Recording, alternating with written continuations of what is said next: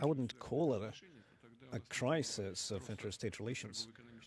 Otherwise, we wouldn't have this growth in trade that we're having. Despite the situation that we're all facing, we're still seeing growth. So I wouldn't call this a crisis.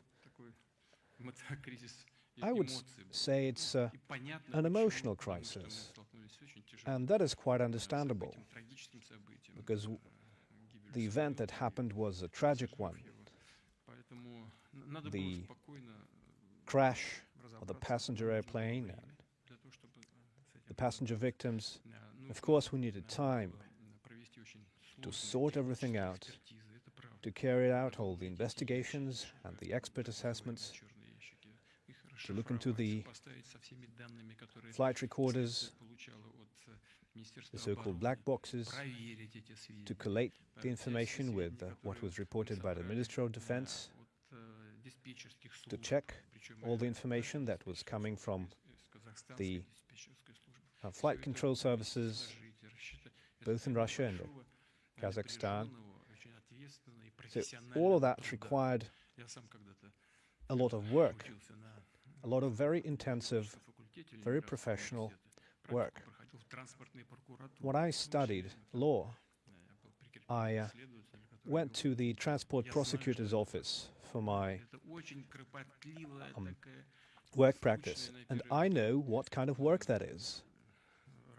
It's very meticulous, very painstaking work that may seem boring, but it's very demanding. You cannot make any mistakes. And we agreed with Mr. Aliyev that we'll do everything we can to ensure an objective investigation. The International Aviation Committee and the International Commercial Aviation Organization all looked into it. They were provided with the information, and maybe there are some details that the experts must review to finalize the assessment, and we discussed all of that with the President of Azerbaijan, and I hope that we'll be able to turn the page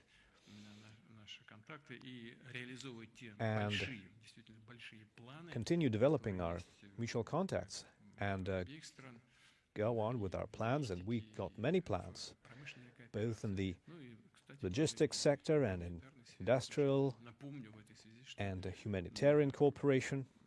In this regard, I can recall that Azerbaijan is also a largely Russian-speaking country. Russian language is very popular. It's studied in Azerbaijan, and is certainly an indicator that Azerbaijan's relations with Russia are fundamental and lasting. And I hope that this will be the case going forward. And emotions are, of course, understandable in cases like that. It's just important to make sure that the emotions do not hold us back and do not hold us back from moving forward.